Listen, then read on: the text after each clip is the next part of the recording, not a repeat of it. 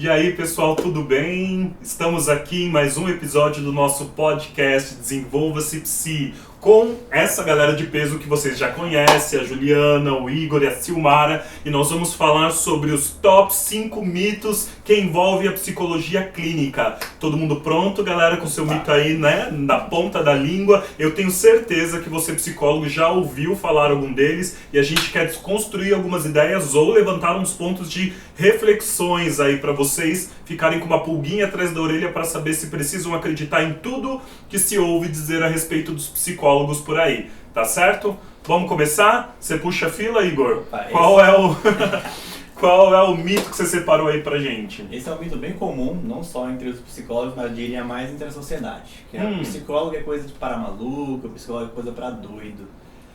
Olha, o negócio é muito mais abaixo do que isso. Não é só pra maluco, não é só pra doido, tanto é que... Ou é só pra quem é normal? É verdade. Onde estão os normais? Me diz.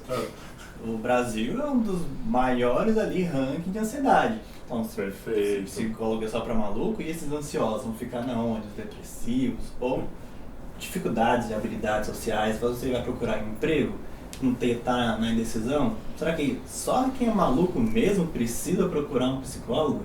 Então, essa conversa precisa ser muito estendida. É uma crença que eu sou muito ativista nessa parte. Eu converso com amigos, familiares, minha mãe principalmente, ela, isso aqui é coisa de maluco. Não, respeito os malucos. Eles não são malucos porque eles olha aí, peraí. Coitadinho deles, eles não são assim porque eles querem. E mesmo assim, quantos ditos malucos a gente vê por aí? Quantos malucos bateram no consultório de vocês? Será que realmente é isso uma verdade? Isso é uma coisa que precisa como é que a gente define o normal e o patológico? Pois é. Né? Uma discussão que a gente vem desde a faculdade. Sim. Aí o que é normal, o que é patológico, mas no senso comum as pessoas ainda têm muito preconceito com a nossa profissão. As pessoas de um modo geral acham que admitir procurar ajuda é... já se dizer que é anormal. Anormal, né? Mas o que é o normal? É difícil a gente delimitar difícil. Isso. Ter um problema, ter uma questão a ser resolvida, me torna alguém anormal? Problema, famosa frase, né? Meme de Facebook. Problema todo mundo tem. Vai ao psicólogo quem quer resolvê-los. Eu tenho problemas, todos nós aqui temos um problema, só que a gente já entendeu que a terapia é um meio onde a gente consegue ter recursos para poder vencer, resolver esses problemas. Vocês querem contribuir com alguma coisa em cima desse mito, gente? Do normal, anormal, o psicólogo só procura o psicólogo quem é maluco? Eu acho que tem uma crença também, né? Que quando existe um problema, a gente tem que saber solucionar, né? Talvez te coloque numa condição de inferioridade, você não conseguir resolver sozinho. Tem um defeito. Então as pessoas normalmente chegam quando elas já tentaram de tudo, né? E aí chegam num profundo sofrimento, né? Então a gente também tem essa questão do precisamos nós mesmos resolver, né? Não preciso de outra pessoa para resolver o meu problema. O maluco estaria no mesmo... seria um sinônimo de fracasso, de fracassado, assim. Tá vendo? A que ponto eu cheguei? Menor, preciso, né? Incapaz. Isso, entendi. E acho que assim, né, tem muito essa questão de procurar ajuda quando está muito insuportável, né? Quando a pessoa já realmente não vê mais saída, né? E às vezes eu vejo até um movimento da própria classe de psicólogos, vamos dizer assim, falando muito sobre patologia, né? Falando muito sobre doença e não necessariamente sobre essa outra esfera, de né? desenvolvimento pessoal, de autoconhecimento, de prevenção do adoecimento mental. Terapia serve para tudo isso, não é só para o patológico, né? Perfeito. Desenvolver habilidades, melhorar o que já tá bom. Isso. Eu falo muito disso, mas você não precisa procurar só porque não está bom. Melhorar o que já é muito bom também é uma ótima ferramenta, né? Usar de todas as potencialidades, sim, né? Porque a gente tem esse olhar para o que falta, né? Para o prejuízo, para a dificuldade. Perfeito. Né? Quando na verdade, muitas das vezes, os seus pontos fortes, as suas facilidades, inclusive, ajuda a desenvolver o que ainda não está tão adequado. Olha aí, Exatamente. perfeito, perfeito. Vamos lá, gente. Mito número 2. Quem vai falar agora? Silmara? Qual é o seu mito, Silmara? Bom, o mito é de que o psicólogo é um alecrim dourado, né? Que nasceu no campo. Alecrim dourado que nasceu no campo sem ser semeado. Exatamente, né? Que assim, é um ser pleno, né? Equilibrado emocionalmente, Não né? sofre. Não sofre, sabe lidar com as suas emoções assim perfeitamente, né? E é engraçado que assim, né, pegando um pouquinho da minha história, né? Desde quando, sei lá, adolescente, eu comentava com as pessoas, né, que eu gostaria de fazer psicologia, que eu queria ser psicóloga. E as pessoas olhavam assim, nossa, vai dar super certo, você é super tranquila, você é super calminha. Você tem cara de psicóloga, você tem né? cara de psicóloga. Eu assim, gente, né, psicólogo tem cara. Ó, já disseram que eu não tinha cara de psicólogo, né? E porque eu sou negro, só pra dizer, viu? Mas ok. Isso é outro papo. Né? Esse é outro podcast.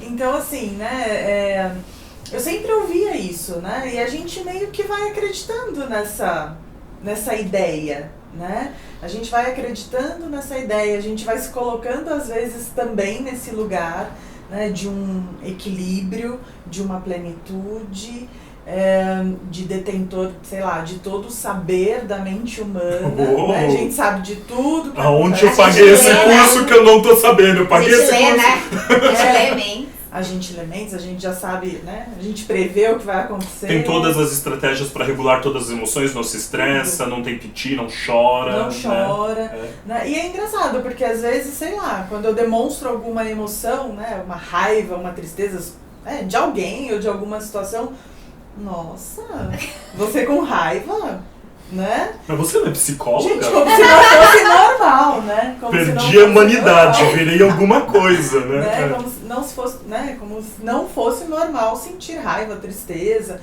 Um exemplo é na pandemia, né? Pandemia, Deus me livre. Ai, coronavírus. né? Coronavírus, né? Eu comecei enfim, né? A sentir muito medo, sentir pânico e comentando com alguns colegas, né? E teve um que até virou pra mim e falou assim, nossa, você, psicóloga, desse jeito, devo ficar assustado? Fala, tem Eu falei, gente. milhões de pessoas morrendo no mundo, né? Por conta de mim que você tem que ficar assustado, tá bom? Tem um vírus que ninguém nunca viu na vida que tá matando gente, né? Você tem que ficar assustado por minha causa, né? Não, e aí ativa isso na gente, fala assim, poxa vida, se eu tô assim, né? Se eu tô panicada desse jeito, como que eu vou cuidar da outra pessoa? Né? Como que eu vou exercer minha profissão? Foi até uma questão que me levou pra terapia. Né? De tipo, e agora? O que eu faço? Então, às vezes, eu acho que é até um pouco cruel, né? Com a gente mesmo, né? Se colocar nesse lugar e não querer, mas achar que não pode sair desse lugar, demonstrar uma vulnerabilidade, afinal de contas, nós somos humanos, né? E será que a gente não pode realmente explorar essa sensibilidade e ao mesmo, né, ou ter essa vulnerabilidade, essa sensibilidade e ao mesmo tempo cuidar da outra pessoa? Perfeito, né? Acho que isso... Só cuida quem não é vulnerável? Exatamente. É esse que é o pressuposto? E muito né? pelo contrário, assim, eu acho que até usando um pouco de uma certa autorrevelação no atendimento, isso gera conexão. Né? Pelo menos foi a minha Sim, experiência. sim, perfeito. Né? Principalmente na pandemia. Realmente foi, pra mim, assim, foram os atendimentos mais pesados. Acho que estava todo mundo, né, com uma ansiedade muito grande. Aham. Né? Principalmente a ansiedade, pelo menos né, na minha experiência. Uhum. E gerou um pouco de conexão, sabe? Gerou conexão, Aproxima, né? aproximação com os meus pacientes. Sentiram ou muito parecido o que eles estavam sentindo. Perfeito. Né? Eu acho que isso faz parte da relação terapêutica, né? Acho que fortaleceu, né, na minha experiência, Ótimo. a relação terapêutica, né? Então eu acho que isso é um mito que precisa realmente ser desmistificado. Questionado né? e quebrado. Questionado, Aham. quebrado. Vamos nos tirar desse lugar, Do alecrim né? dourado. Do alecrim dourado, do pleno, né? Da pessoa né, emocionalmente equilibrada. Ok, perfeito. Esse ponto que a Silmara está trazendo, acho que já conecta direto com o ponto que a Juliana vai levantar. Ju, qual é o mito que você vai trazer aqui pra gente? Pegando essa parte da autorrevelação, né, e o contexto de Alecrim Dourado, a gente pode pensar no distanciamento que gera quando você tem um psicólogo, né, que ele tem um formatinho que as pessoas entendem que ele precisa ter, e quando ele diz que parte dele também está em sofrimento, parte dele também está sentindo o que está acontecendo, né, isso gera uma conexão. E no meu caso, na experiência, tanto enquanto psicóloga quanto cliente-paciente de um psicólogo, o fato de saber que aquela pessoa que está me atendendo é humana, tanto quanto eu, tem problemas, tanto quanto eu, me aproxima. Né? E aí, num contexto onde eu sou a psicóloga, uma vez que eu falo dentro de um contexto que aquela questão, de certa forma, também foi vivenciada por mim, mas no contexto X, da forma X, isso também, né, pelos olhares que eles, né, trazem pra gente, fala assim, nossa, mas você tem problemas, né? Que bom! Você às vezes não dorme? Você se preocupa com sim, inclusive, né, se você falando do começo da pandemia, eu hiperventilei no começo da pandemia, porque eu estava extremamente preocupada, tinha vindo de um congresso internacional, cheguei em casa, minha avó estava na minha casa, com 85 anos, eu falei, meu Deus, é agora, acabou, todo mundo vai morrer, passei coronavírus pra ela, então assim, no começo, né, lidar com a minha ansiedade daquele contexto de pandemia e com o contexto de ansiedade dos meus clientes foi um desafio. E falar pra eles, ó, tamo junto.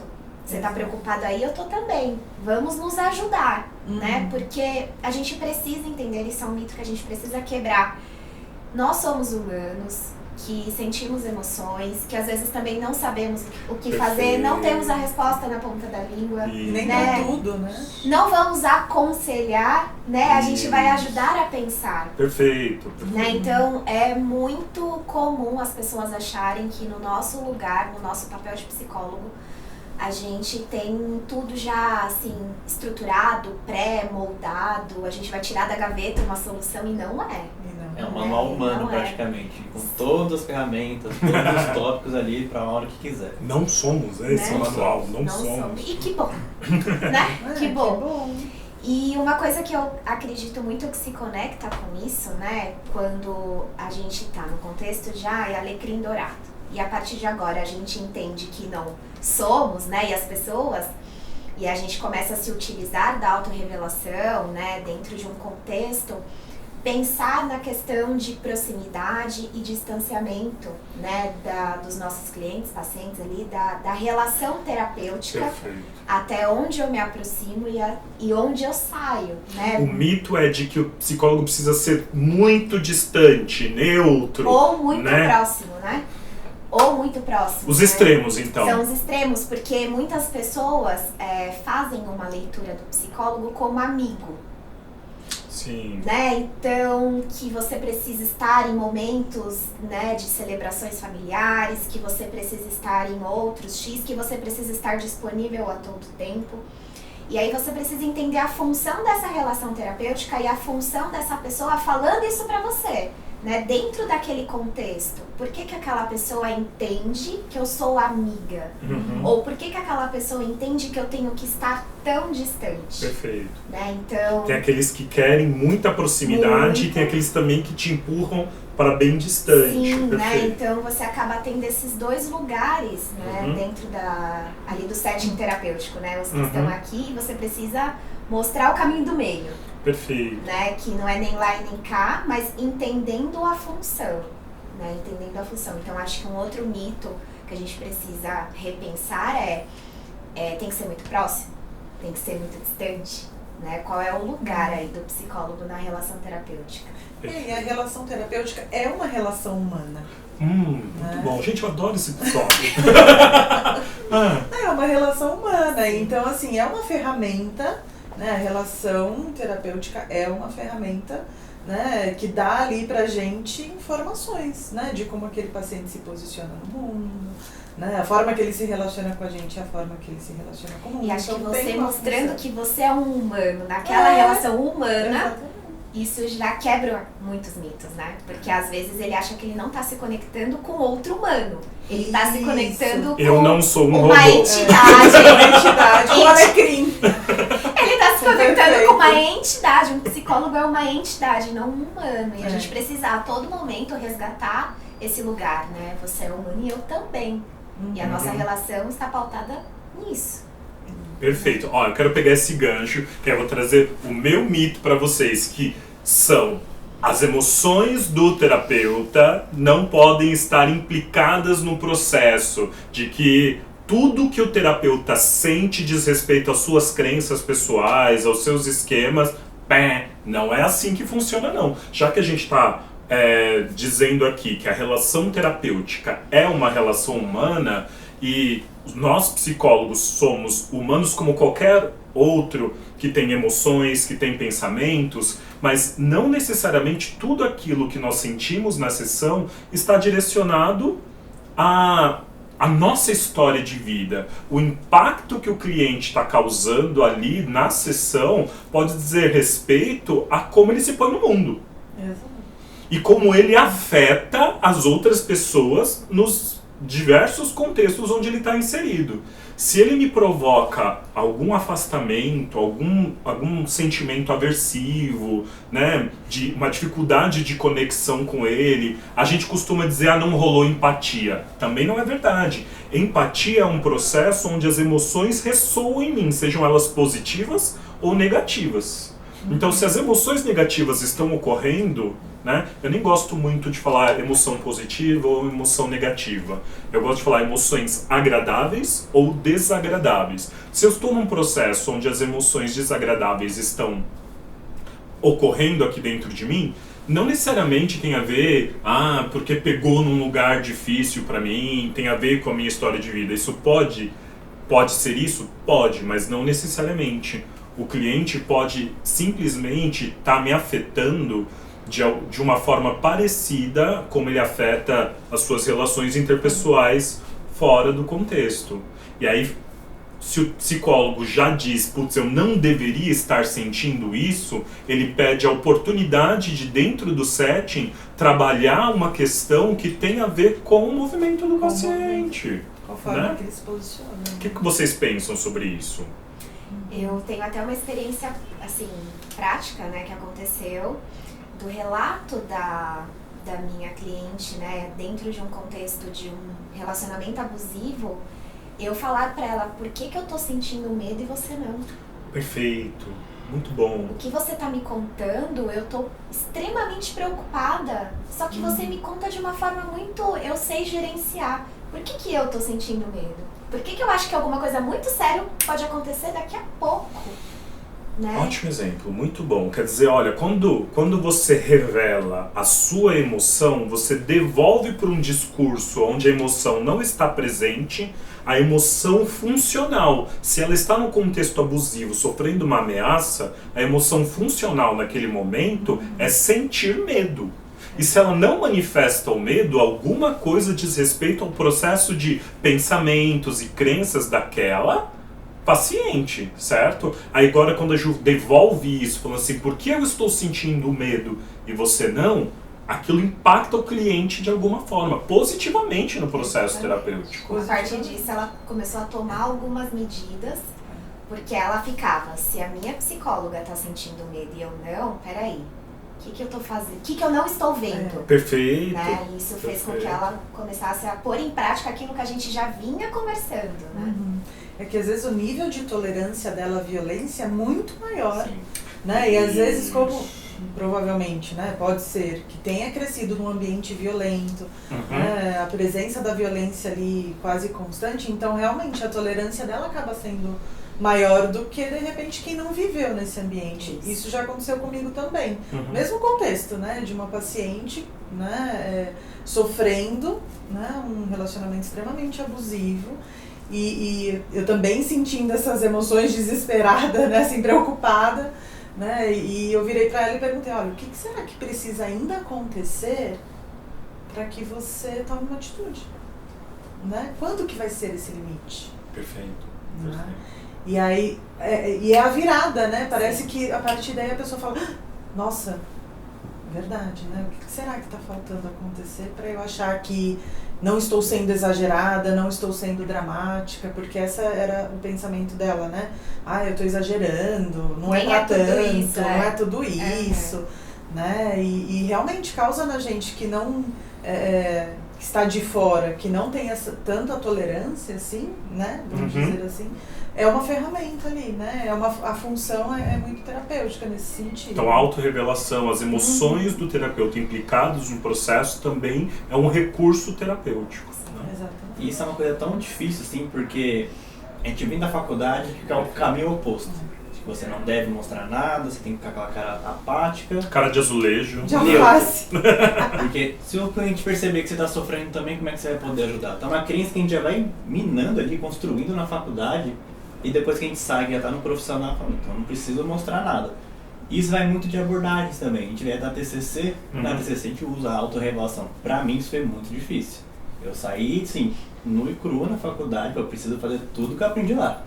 E eu ficava assim, olhando pra pessoa chorando, sério, eu treinava em casa.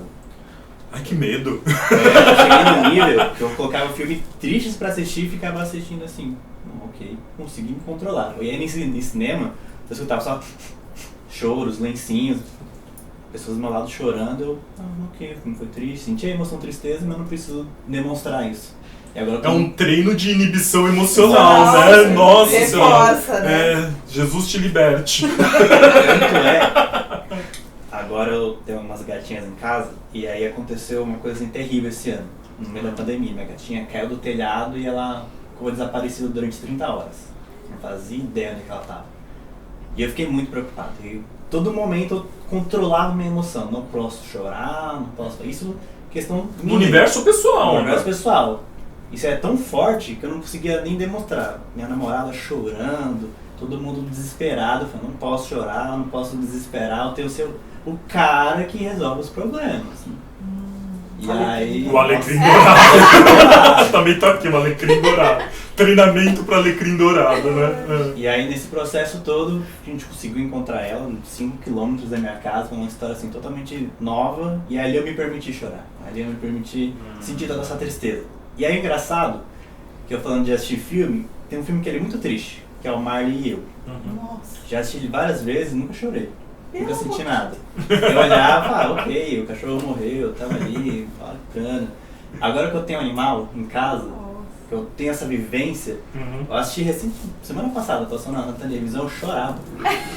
Eu chorava. Amém. Nossa. E eu me lembrei. Libertou! Eu me lembrei disso, nossa, eu ficava tão assim, assistindo coisas pra não chorar, e agora eu tô me permitindo fazer isso. Nossa, e na relação terapêutica. A gente tá mais em paz agora. É uma liberdade, né? Acho que E na relação terapêutica isso ajuda bastante, você se conectar com o outro. Eu lembro que eu estava trabalhando com uma paciente, essa necessidade de precisar controlar o futuro. E eu tentei controlar todo esse processo com a minha gatinha. E eu trouxe para ela essa autorrevelação. Falei, aconteceu isso, e durante a sessão eu queria chorar. Eu quase chorei, só que a minha crença, não pode, me segurou. Mas eu tenho mostrado para ela esse meu lado humano, que eu também sofro, que eu não sou esse semideus que sabe de tudo. Falando, nossa, eu não sabia que era possível também, que vocês também sofrem. E sim, nós sofremos. E às vezes a gente se coloca nesse lugar, ou o paciente também nos coloca nesse lugar. E a gente acha que tem que corresponder a isso. Exatamente. Eu já vi uma paciente falar, nossa, eu queria ter essa plenitude que você tem. Também queria. Essa que você imagina que eu tenho.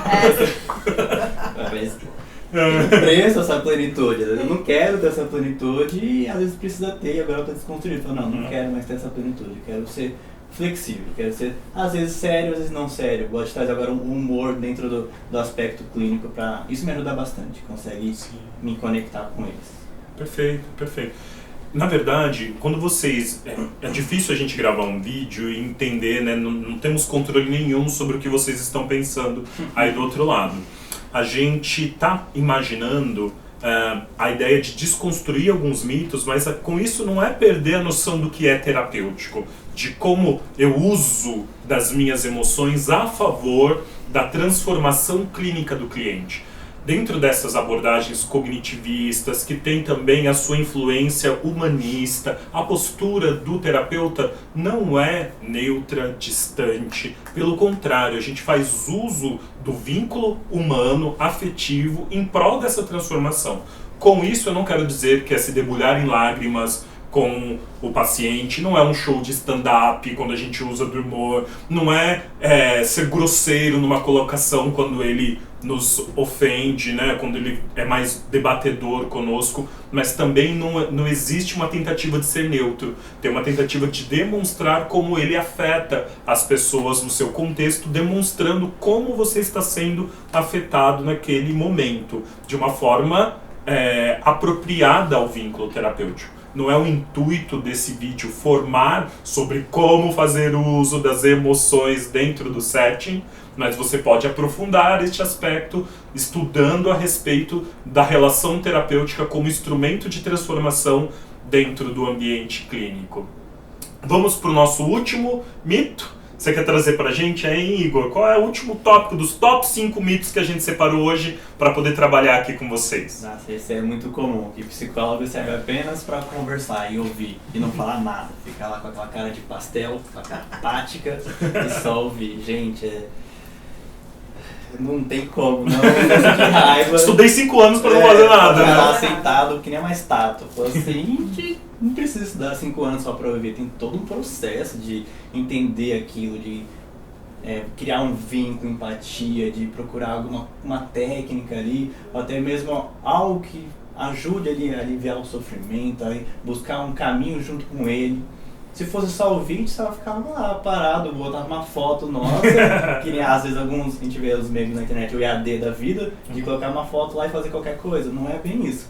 A gente está lá, a gente está sofrendo junto com ele, a gente vai buscando várias informações junto, traz. Só que esse mito, ele acaba sendo uma construção de tipos de psicólogos, de tipos de abordagem, aqueles que só ouvem mais, devolvem, outros que é interativo, vai falando e vai desenvolvendo. Só que isso no senso comum fica naquilo, eu vou lá só falar, ele vai fazer assim, isso tem a ver com seu pai, a sua mãe, a sua infância, te vejo na próxima sessão. Acho que tem uma responsabilidade grande também da grande mídia nesse sentido. Sim. Quando nós vemos o papel do psicólogo em filmes, em novelas, ele é sempre retratado como essa figura que está lá com a prancheta na mão, o paciente deitado no divã, ele ali, às vezes mostra só o reloginho passando, a pessoa em silêncio, não falando nada, e o terapeuta ali apenas olhando para a cara daquela pessoa. Algumas abordagens podem trabalhar dessa maneira, mas não é, hoje dentro das terapias, né, é muito questionado, pelo contrário, o papel é interativo, é diretivo, principalmente nas abordagens cognitivistas, é outro papel do terapeuta. A gente tem uma objetividade, uma diretividade, um papel colaborativo entre terapeuta e cliente, essa postura distante, silenciosa, neutra, né? Nem mesmo os nossos colegas que são psicanalistas, tirando os mais clássicos, os mais ortodoxos, atuam dessa forma, que são retratadas nos filmes e nas novelas, né? Eu acho que isso colabora muito para essa imagem também, né? E às vezes até dificulta a pessoa buscar ajuda, porque na cabeça dela, poxa, eu vou lá falar e... Sabe, só vou desabafar? Vou pagar alguém só pra isso, só né? pra desabafar, eu desabafo com os meus amigos, né? Procuro meus colegas. Então isso é muito ruim. E isso, como você falou, né? Da grande mídia, né? Agora tá no ar aí o programa, né? Um reality show. E aí justamente uma participante falou, não vou mais dar conselhos pra minha amiga. Agora eu vou dar uma de psicóloga e vou ficar só assim, Dar uma de psicóloga dar uma de psicóloga seria isso, né? Então, como isso tá na cabeça das pessoas, né? E lógico, eu acho que aí é o nosso papel desmistificar isso, né? É o nosso papel psicoeducar, né? Informar que não é bem assim. Perfeito. Né? Essa postura passiva, né? Não é só desabafar, existe um tratamento, né? Existe um acompanhamento, existe uma ciência por trás Não é só acolhimento, não é só ouvir. Falou outra coisa, né, gente? Ô, psicólogo, parece, né, a colheita. Não é, gente? Acolhe. Por favor, né? A gente faz muito mais do que acolhimento. Acolhimento é uma parte do processo. O processo tem a avaliação psicológica, tem um plano de tratamento e tem a aplicação das técnicas para a modificação de emoções, pensamentos e comportamentos. Então, assim, é muito complexo o trabalho do psicólogo, não diz respeito só ao acolhimento daquelas emoções. Né? Mais alguma coisa aí, Ju? Eu acho que essa questão do psicólogo também envolve o aconselhar, né? Tem a questão sim. ele não vai fazer nada, ele só vai mexer a cabeça e fazer mas tem também, vou pagar alguém pra ficar falando o que eu tenho que fazer? Pra ficar me dando conselho, né? Muitas pessoas ainda entendem que a terapia ela é um lugar onde eu vou sair com uma receita, né? Como fazer um passo a passo. O caminho da felicidade, siga aqui, né? E não uma construção, né? Uma descoberta, um planejamento onde você está implicado, né? Não é o psicólogo que vai tirar da gaveta e falar, segue esse caminho aqui. Né? Não, é o desenvolvimento de habilidades até, né? E pensando ali que vai ser na tentativa e erro muitas vezes, e é uma pessoa que vai te ajudar a pensar o caminho. Não é a pessoa que vai tomar a decisão por você. Perfeito. Né? Vai pensar nas consequências dos caminhos a serem seguidos, né? Mas a decisão é sua. Então tem muitas pessoas que não buscam terapia porque elas entendem que elas vão ali para ser aconselhadas. Né? Perfeito. E aí, não é, né? É um mito. Inclusive eu falo, se você encontrar alguém que é assim... Fuja. Isso. Cuidado, né? Os porque... coaches da vida. Cuidado porque o objetivo não é esse. Cuidado. Gente, olha... Muito obrigado pela contribuição de vocês, por tudo que vocês trouxeram. Espero que nós possamos ter aí ajudado a desconstruir os mitos, estes top 5 que nós separamos para vocês. A reflexão pode ser muito maior. Aproveita, deixa aí o seu comentário no vídeo, entra lá no nosso grupo do Telegram que sempre tem temas sendo debatidos, materiais que eu disponibilizo ali para vocês. Deixa algum comentário lá nas nossas redes sociais, no Instagram. Eu quero ouvir vocês, é importante. Nós não somos donos da verdade. Nós queremos construir reflexões aqui com vocês, tá bom? Um abraço, gente. Até o próximo episódio do nosso podcast Desenvolva-se Psi.